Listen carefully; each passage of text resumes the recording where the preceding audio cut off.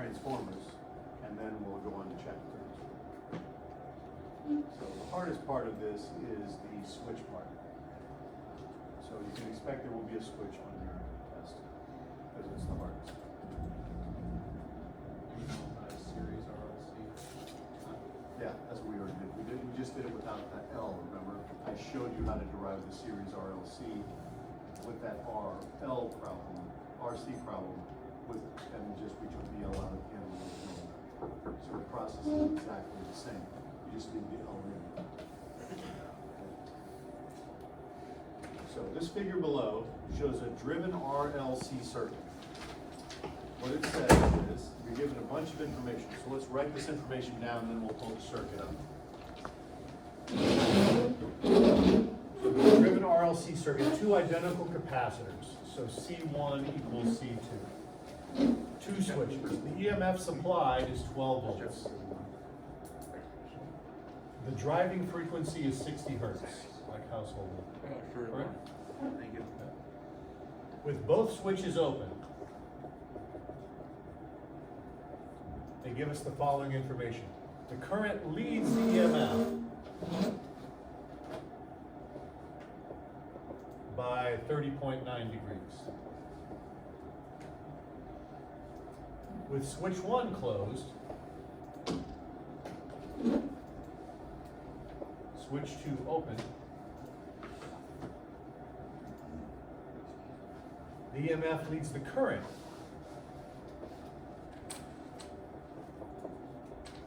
by 15 degrees. And finally, with both switches closed,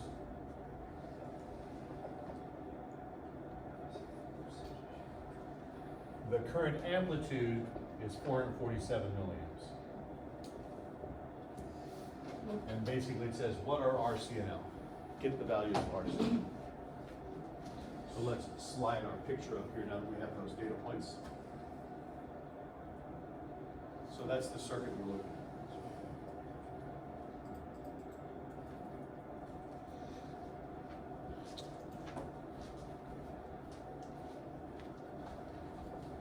C1, switch 1,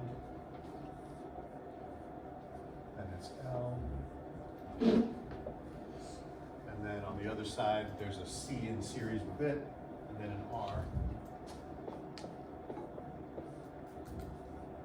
This way, and switch 2 is over.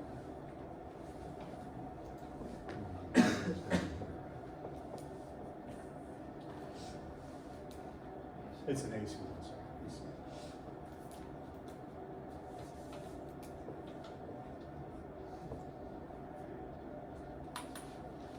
So this is an RLC driven circuit.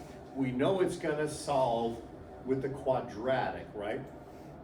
So we're going to assume you can do that part of the derivation. I just did it for you last time, and I did it specifically with an inductor in it, as if we had done that before, right? So certain switches closed will have an RL circuit or an RC circuit or an RLC circuit. It depends on which switch we close. But the same solution works. You just remove the L or the C. The only tricky part is sometimes it will be 2 times C, sometimes it'll be half of C, depending on if the capacitors act in series or parallel, or it might just be C if there's only one capacitor. So that's why I like to do this problem. It lets you think through a lot of options, but not require you to do a lot of them. So go with the basics. What I'm saying is, to start this problem, you would have to draw your RLC circuit, which means you'd have to eventually get to an I. You'd have to draw it for all of these, but all of these will lead to a phasor result. Everything will have a sinusoidal function, and at least one of the R, C, and L's in it. You can't close a switch or leave a switch open without running, for instance, both switches open. That's one of the options, right? That's your circuit, isn't it? Is that an RLC circuit? It is, with 2 capacitors, right? Leave switch 1 closed and switch 1 open. Sorry, switch 1 closed and switch 2 open, right? So this guy's open, this guy's closed. When this guy's closed, if the current comes in here, has the chance to try to pile up on a capacitor or take a 0 voltage loop around it, what's it gonna do? It's gonna take the 0, this we call a short circuit. So it's just like this guy isn't in the system. And because this isn't closed, this guy's in the system. So what's your system look like? That loop. It's an RLC circuit, right? Just with one less capacitor. I got it? How about if this guy's closed and this guy's open? Now this guy disappears because he's gonna all go through this loop, right? And then you have this circuit, because this guy is open, that's what it's just an LC circuit, not an RLC circuit, right? LC circuits are even simpler, right? Everybody got it? So we can solve for all of these without having to individually solve for them, because they're all gonna use the same friggin' equation. E is equal to the square root of V sub L minus V sub C squared plus V sub R squared, right? What if you get one without an inductor? That disappears. What if you get without a capacitor? That one disappears. What if you get without a resistor? That one disappears. But they will all obey this equation, won't they? That's why we did it for you last time, even though it didn't have an inductor. We got this equation. So the first part of this proof would be solving for this equation. How would you do that? You draw your phasor diagram. V sub R, V sub L. You have to prove that equation every time? There's only one on the test. Fair enough. V sub C. And then it doesn't matter which way you draw it, right? You just go like this. This is V sub L minus V sub C. This is E. So when you say KVL, sum of the voltages equals 0, inspection. Now this will vary, of course, right? Depending on which switch is closed in this case, it might be one or the other. There might not be an inductor. Regardless, we can always assume that it's E minus VL minus VC minus VR equals 0. But we say it doesn't solve that way. By inspection of the phasor diagram, we see E is equal to the square root of VL minus VC quantity squared plus VO squared. That's the derivation in short form, isn't it? That's the derivation I did for you last time to get to this, right? And then if it's a single loop circuit, we divide by I, we got the impedance. We'll talk about that as we need it. We won't need any of that for this problem, right? But anytime you're going to use this equation, you have to derive it this way. Start by drawing the actual loop of what it is, and then that will determine, is there a VL, is the VC a C equivalent? Do I have to add two capacitors together? Right? That's the only one I might have to add. So remember, this C will be specific to your loop. Maybe there's two in series, maybe there's two in parallel. But it won't change the overall effect of the circuit. Okay. So, do this, be ready to use that. Now let's figure some things out. Both open. We're going to draw the both open loop in blue. So I'm going to key that with the blue color. I'm going to draw the both open loop in here. With both open, that's my loop, isn't it?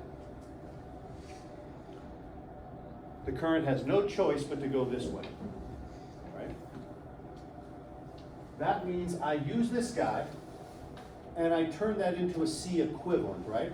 So I'm going to draw the equivalent one, which would look like this. I'm just going to put C total here, L, R. I've replaced these two, which are in series. Those loops don't exist, right? Those two are in series. And so how do I use the series capacitor equation? I said CS equation, right? 1 over CS is 1 over C1 plus 1 over C2. They're the same capacitor. C1 equals C2. I don't know what it is, but I'm told they have the same value. So if C1 equals C2, that's 2 over C, which when you invert, tells you C total is C over 2. So C series then is just C over 2 for this circuit. If I need that, now I know what the capacitance value is that is seen by this circuit. See what I mean about you can do all the old stuff with the new stuff this way pretty simply? Everybody agree? I leads E by 30 degrees. So let's draw the this specific phasor diagram for this loop. Okay.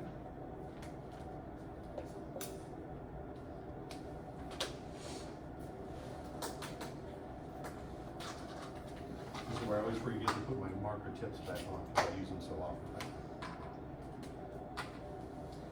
I leads E. I is in phase with which voltage? I is always in phase with VR, right? Because VR is IR. Right? So my VR phasor is effectively my I phasor. If I has to lead E, that means E has to be down here by 30.9 degrees.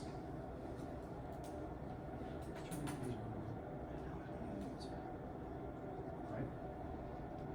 That must mean when I draw my VLs and my VCs, VL better be shorter than VC. So that VL minus VC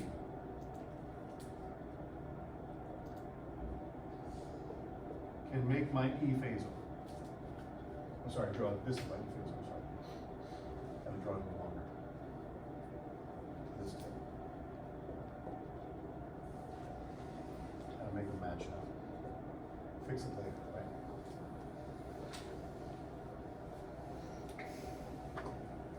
Have I accurately depicted the phasor for the information given? I believe I have.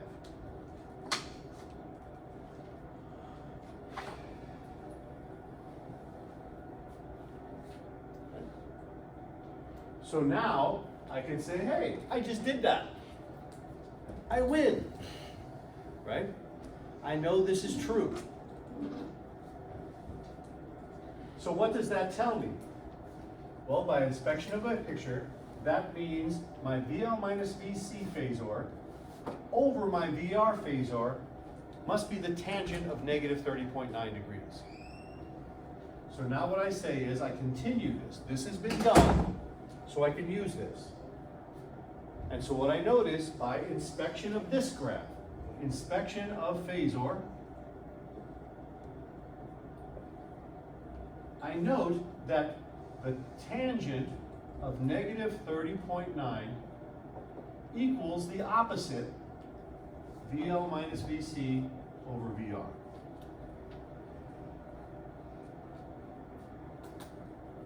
Now this is C equivalent, right? So be careful. That's this C I'm talking about, isn't it? So if you want to put V of C over 2, that's probably more descriptive compared to the C you're actually looking for, right? Because that voltage is going to be the voltage as if we had half the capacitance value we actually have, because that's how they have it. So it's VC over 2? These, the voltage of capacitance over 2. We've turned these two guys into this C total, if you want to call it. And that C total is C over 2. Whatever way you want to call it to keep it clear with you. Does that make sense? So that's the first equation. Try to do this one on your own. Draw the depiction of this and what circuit results from just switch 1 closed. I'm going to switch colors so you guys can draw a brand new picture with the loop corresponding to 1 closed, and see if anything becomes 0 or something else happens, right? What happens to C1 when which one closes? What happens to C1 when that's 1 closed? That's what I'm asking you. I already told you what happened, right? What happens? If you have a choice to have some resistance to your flow by piling up charge here, or taking the shortcut, run into traffic. You got an alternate route. You're gonna take the traffic jammed route, or you're gonna take the alternate route. Bingo. So, the loop looks like this.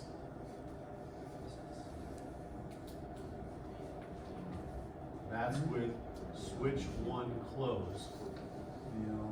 Switch to open.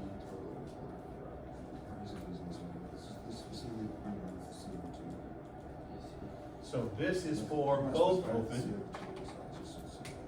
You're smart people, right? How is that equation going to change for switch 1 open? Sorry, switch 1 closed. The tangent of, now it's E leads I, right? So E is ahead of the I. So this phasor diagram is going to have the E up here because the I phasor is here. VR, I, VL, VC, VL minus VC,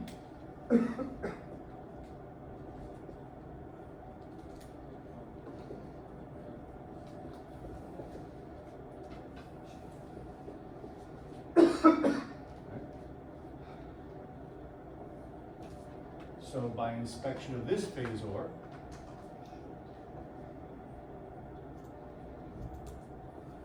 we get the tan of positive 15 degrees equals VL minus VC over VR. Not C over 2 anymore, but C, right? Because one of the capacitors has been eliminated from the circuit by closing the other switch.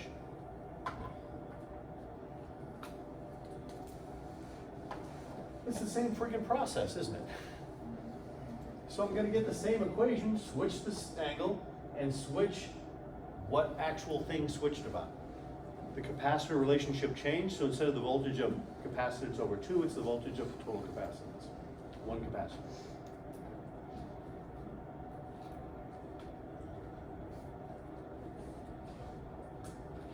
What does the both closed look like?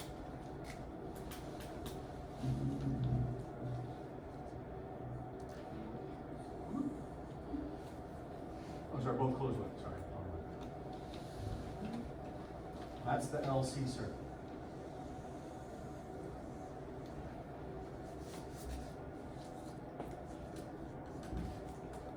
Let me write this shit down.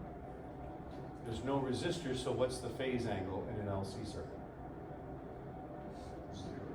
We've got to be driving it at resonance, right? Because they're the only two elements in the circuit. If one is charging, the other is discharging to keep the energy the same, right? As you charge the capacitor, it gets a higher voltage, but charging the capacitor reduces the current in the circuit, so there's less voltage in the inductor, as the rate of current change is changing. So for the third circuit, inspection of the phasor diagram. Third circuit is just gonna have the one capacitor.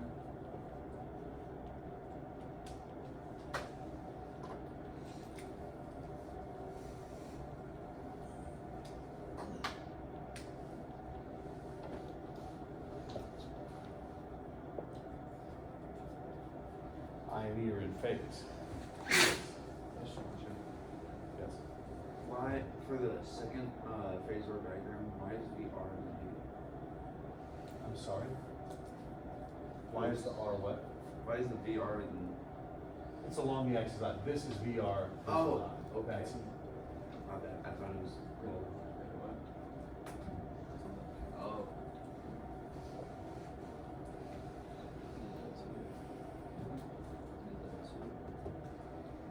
So that's the resonance amplitude, right? So what do we know about that circuit? That's the maximum current we can have because we have a resonance situation going on, right? So with the maximum current we have, the inspection is equal to, inspection notes that VL equals VC. That means, of course, since VL is equal to IXL and VC is equal to IXC, IXL equals IXC. It's obviously the same current. We're looking at the maximum value because they told us the maximum value of the current. They could also give us the RMS value. Two ways to give sinusoidal values. Either as the RMS average, which I'm sure you've heard of before. You square it, take the positive square root, that's kind of the root mean square average of a sinusoidal function. Square root of 2 over 2 is what it turns out, right? Or you can take the maximum value. In this case, we're showing the maximum value. One converts to the other. Right. I RMS is equal to I times square root of 2 over 2. I maximum.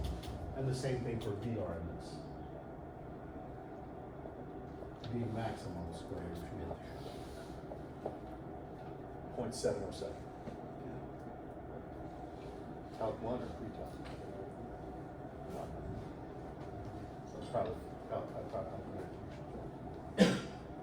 so that means that I, sorry, X of L is 2 pi F L is equal to 1 over 2 pi FC. So F is given, right? Check. So this is equation 3 with unknown number 1 and unknown number 2. Now, if we realize this is a closed loop, divide all of these by I because it's a single loop. Because we want to get the S's, the B's, and the L's in here as well, right? So this is just a number, right? Tangent of 15 is just a number. So tangent of 15 divided by, sorry, we take the left side and multiply by I over I. Sorry, did that backwards. We take the right-hand side and multiply it by I over I. RHS only, multiply by I over I. What is I over I? 1. So can I do it to one side and not the other? Yep. So that gives me, if I take the divided by I at the top and the multiplied by I in the bottom, I end up getting I, one, well, I do it backwards, sorry, I did it backwards. Just use the definitions again. The I comes out. I would do this backwards. Since VL is equal to I XL, VC is equal to I XC, and VR is equal to IR, I just substitute. So this is I times XL minus XC, and this is I times R. Now I divide by I over I. So I don't need to, this is not the same I, remember? This is a different situation than this one. So it's not that I. But it doesn't matter because it cancels. And now X sub L and X sub C become 2 pi FL, 2 pi FC, and R becomes R. So this equation, ran out of board space over here, now we've done this. That equation becomes tan 15 equals 2 pi FL minus 1 over 2 pi FC over R. So there's unknown number 1 again. Call this equation 2 because it was the second one derived. I've still got unknown number 1, I've got unknown number 2, I've added in unknown number 3. 2 equations, 3 unknowns, not enough, but I have another data point, don't I? Equation 1. Similarly, for equation 1, the tan of negative 30.9, is that the number? Yeah. Equals, and I don't have to go through this again to get the same result, do I? X of L minus X of C over R, which is this, 2 pi FL minus 1 over 2 pi F. C over 2. That's the change, right? Over R. Unknown number 1, unknown number 2, unknown number 3, equation 1, 2, and 3. What's one tangent? Where did the 2 pi FL and 2 pi FC come from again? Definition. X of L is equal to 2 pi FL, and X of C is 1 over 2 pi FS. Definitions of reactants. Yeah, go ahead. So for the second stage where S1 was closed, S2 was open, why did you change the V sub L for the picture, or not, for the derivation? Why did you change? Because we were the told one you left that out? E leads I by 15 degrees. That was given information. Okay. So by E leading I need my E to meet its max before my I was. Positive phase angle. Therefore, VL has to be greater than VC in my picture Now, mathematically, it's VL minus V, it doesn't matter, it's gonna come out in the math either way. But in this case, we need that to indicate proper compliance with the data given. If you don't demonstrate it this way, even if, well, it's gonna be the same number on either side of the tangent, mathematically it won't, but physically it's at the same situation. Is E leading I by 15 degrees the same as I leading E by 15 degrees? The answer is it's not. Mathematically, it will give you the same result for the inverse tan function, but we're not talking math, we're talking physics. And of course, the situations are different. One has one capacitor, the other has two capacitors. Yeah. So you used the both open phasor to say that VL equals VC. Correct. And then,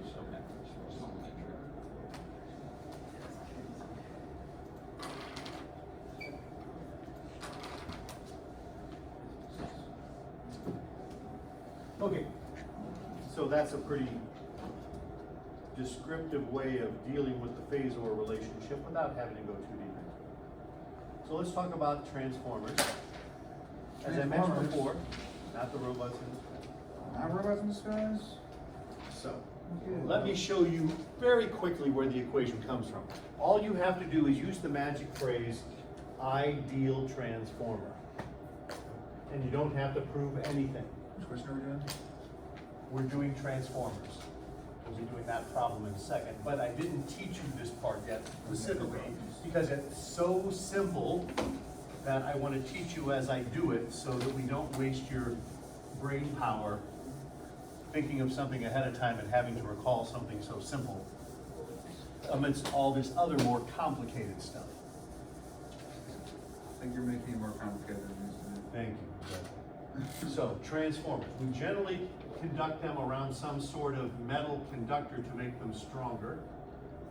And so, the input side, which is powered by the AC source, is called the primary side. Then generally the secondary side has some sort of resistive load that it is driving. Now, of course, it could have an LC in there as well, but this should more precisely be given as a Z, which could have an R, an L, and a C in it. Everything in the real world, a long straight wire that we say is a resistor, guess what? It's got some capacitive effects built in. It's got some inductive effects built in.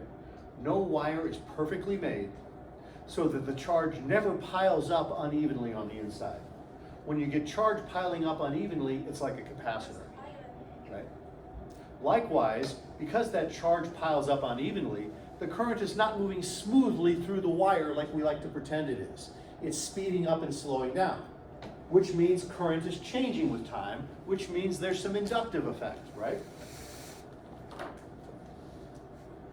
I is not constant. So that means even a resistor behaves like a capacitor because the voltage of the capacitor is Q over C.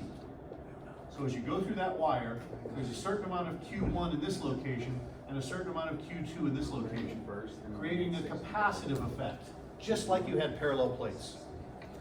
Right? It's small, but it's there. Likewise, because the charge, there's a delta Q here that is different than the delta Q here, that means there's a di by dt, which means L di by dt is the voltage applied to an inductor. Right? So because you have that piling up of the charge, you actually have a voltage of a capacitive effect. You have a voltage, you know, that's why we have these three basic models. They describe everything that can happen relative to the charge. So every device is actually an assemblage of resistive capacities, inductive capacities, and capacitive capacities. So if we can solve an RLC circuit, we can solve everything. That's why we stop there at Physics 1. Even when we get to switches in semiconductors, they simply change their characteristics, but they still behave resistors, inductors, capacitors. They're just variable resistors, conductors, and capacitors, digitally switchable. but the same damn thing. So we can do the same damn solution. So what we should actually say is, what's over here is actually a Z, not an R. Right? But there's something called impedance matching. Between these coils, we're going to call the primary, and this is the secondary. This is N, stands for the number of turns in the secondary loop. N sub P will stand for the number of turns in the primary loop. Okay. Through those loops, the magnetic field generated by the current going around the loop like a solenoid, there'll be a magnetic field generated inside that loop, right? A flux, right? There will be an EMF produced due to the changing flux within that coil. Remember Faraday's law of induction? So if the voltage supplied is changing, the strength of the magnetic field is changing because it's equal to mu naught I N. If I change the voltage supplied to this loop, I change the current. The B in a solenoid is mu naught I N. So a di by dt creates a dB by dt, which creates a d flux by dt. Because flux is B dot dA. Following the logic of the physics, right? That will produce its own EMF, which has to oppose this EMF. That's that self-inductance thing I talked about before. If it added to this effect, we'd have an endless supply of energy. So this is not the E supplied to the circuit, this is the E due to the inductive effect. It opposes the E from the source. It's called E sub L, or self-inductance, right? Meanwhile, this sucker is not physically connected to this guy at all. The wires are not connected, but their fields overlap. And this is where that term flux linkage comes in. Remember, inductance is N flux over I. This is the definition of inductance relative to flux. This is how it's defined. So L over flux equals N over I. There's other ways to look at this equation as well. The flux linkage must be the same between each loop. That's where that term flux linkage comes in. So if this is coil 1, all of this stuff applies to coil 1. The current coil 1 sees creates a flux that is multiplied by the number of turns to figure out the inductance of the other guy. But the flux this guy creates is the same as inductor 2's flux over here. N2, flux 2, I2. The current that comes through here is called I2 or I secondary. The current flowing here is I primary or I1. I use 1s and 2s because the book does that as well. 1 primary and 2 secondary. When the fluxes link, we get a relationship between their number of turns, their I's, and their V's, because VL is LdI dt. Right? So the L's and the I's, and if we take a time derivative, I won't bother showing you the result. But because the flux linkage is shared between these two, even though they don't connect, we find out that the number of turns in the primary over the number of turns in the secondary is the voltage in the primary over the voltage in the secondary, is the current in the secondary over the current in the primary. This comes out of that flux linkage analysis. Now this is what you would say, ideal transformer. What makes a transformer ideal? Turning it from a Z into an R.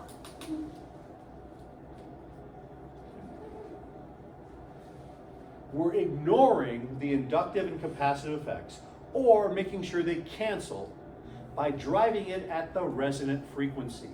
That's the most efficient way to drive something. Remember resonant frequencies from Physics 1? Right? If you pump the swing at the frequency it doesn't want to go at, you get a little bit of motion, very wasted energy. But if you pump it just the right time, you reach the resonance condition, right? If we can drive a transformer at its resonant frequency, it will behave ideally. It's not always possible. especially in supply lines. Because this is your house, and this is the power company. This is the transformer outside your house. They don't just have to supply electricity to you, but you and you and you and you. And you might be running a bandsaw in your house, which is a highly inductive device.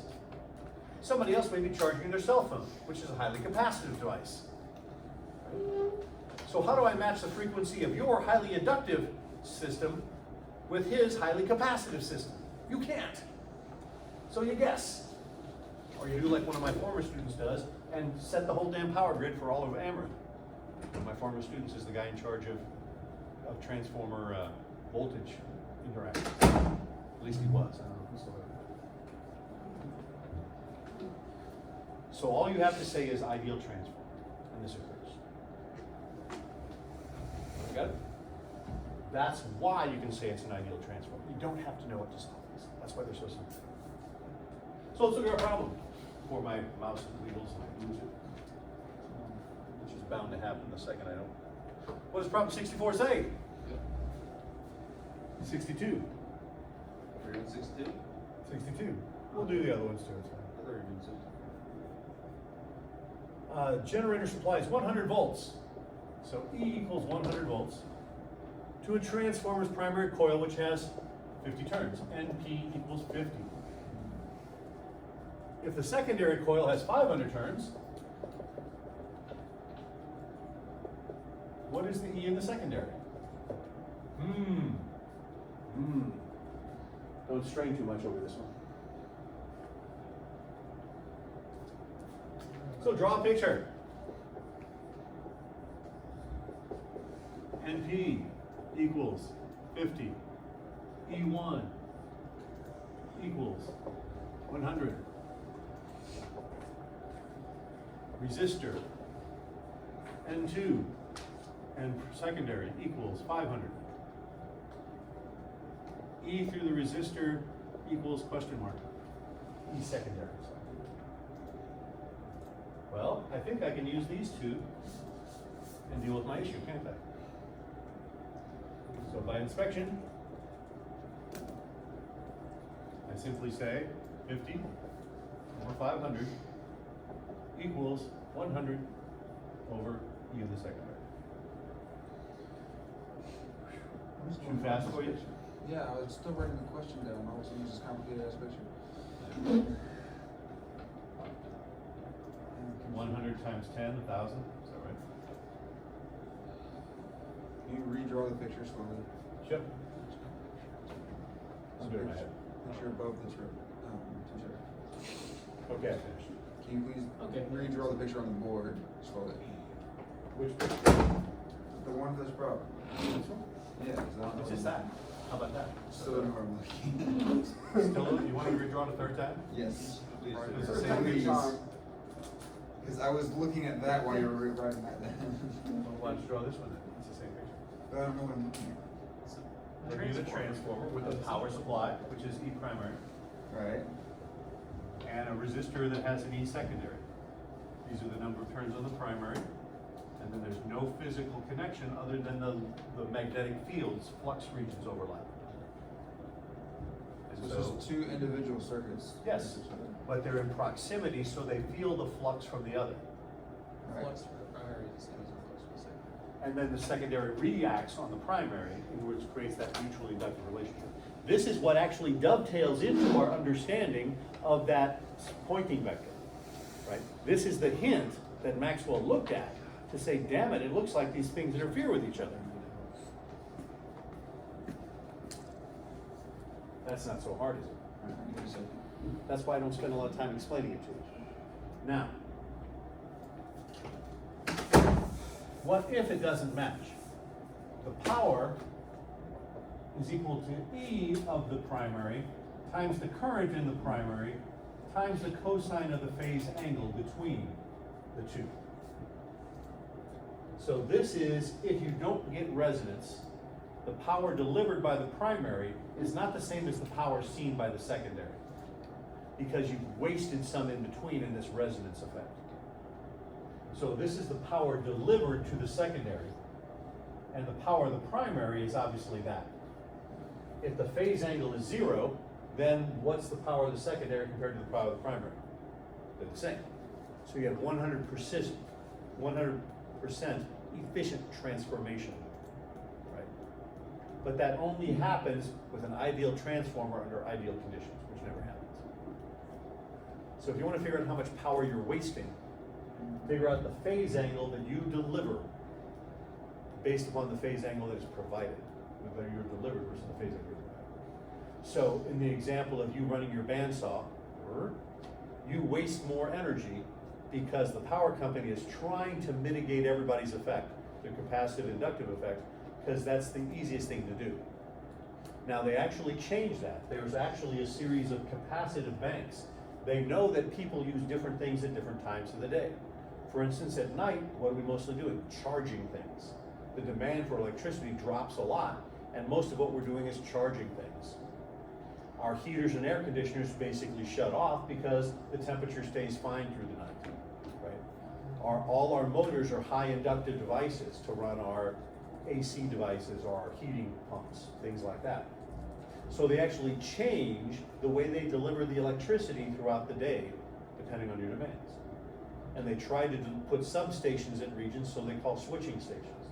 So what can happen is, let's say the power company here is sitting over here, trying to deliver power to the big power lines, and then your house is over here with your little tiny transformer on it. So they ship at high voltage and low current. Why? Because the power dissipated by a resistor is V squared over R, or I squared times R. The resistance comes from the length of the wire to get to your house. They really can't make you move your house. So they really have no control over the resistance that they'll see on the way to you, do they? But they can decide, if I have to deliver so many watts of power, I can do it at high voltage, low current, or I can do it at high current, low voltage, right? Well, your house needs high current to power its devices. But if they transmitted it at high current, there would be a lot of power burned up by the wires on the way there. But if I transmit it at high voltage, you just make the numbers the same. Now that number squared is divided by the resistance instead of being multiplied by the resistance. And since the resistance is always greater than 1, power dissipated by the resistor is less when the voltage is high than when the current is high. So outside your house is what's called a voltage step down. They transmit at like 5,000 volts along most lines, 25 kV between switching stations. And then when it gets to your house, it comes in as 220. Why? Because the current is low. You need more current to run your devices than they're providing. So this little transformer is a nested set of rings, one inside and one out. That's why it looks like a cylinder, right? We draw it like this way so we can see them both, but they're really nested ones together like that. And they don't touch. There's just a series of the primary, and the ratio is set to change 5,000 voltage primary to 220 voltage secondary. Now, if you work on a industrial site, they need higher voltages than that, so they have special transformers that transform the voltages they need. They also can do 3-phase and things like that for people who do welding. Sometimes you have 3-phase voltage and things like that are tied to that. And so the turns ratio is preset for nearly all household devices. That's why they can make transformers that don't have to be specialized to every friggin' house. Because they're gonna transmit at 5K and you're gonna receive it at 220. Which one you need for high power devices like your air conditioning stuff, you run the whole 220. When you need it for your regular devices, they split it into 2 110s. So you get 110 volts out of your circuit. RMS versus, that's here called 120. 120 is peak voltage, 110 is RMS voltage. That's what it doesn't really matter which one you're talking about. That gives you enough current to run your devices and meet current scenarios. It's all tied together.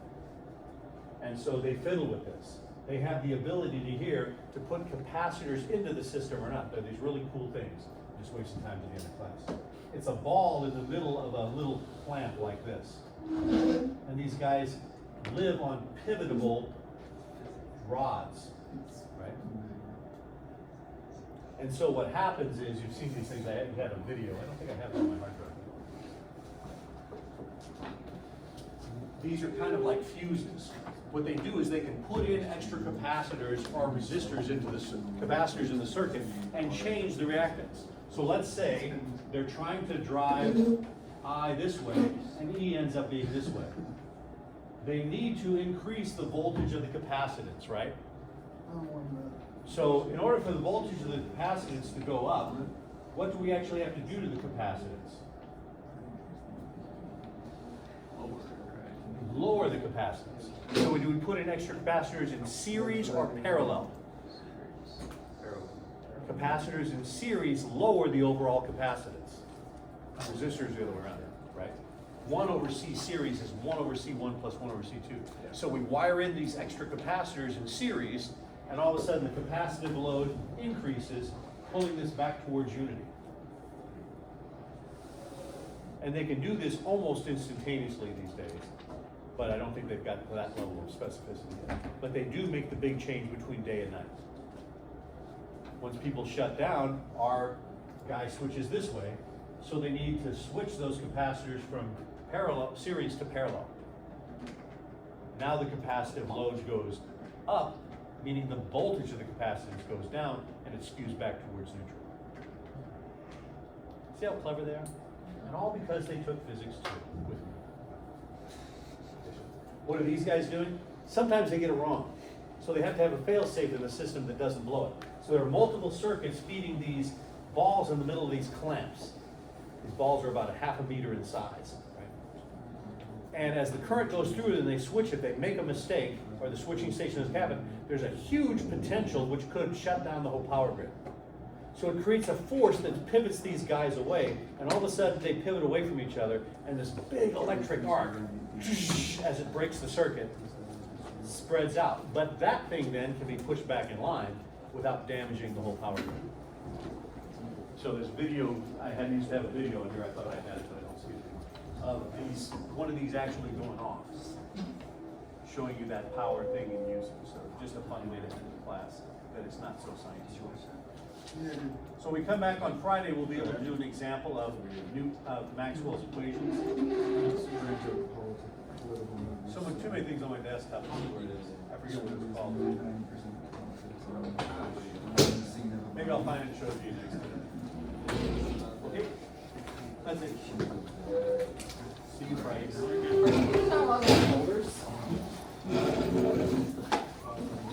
Only he knows what.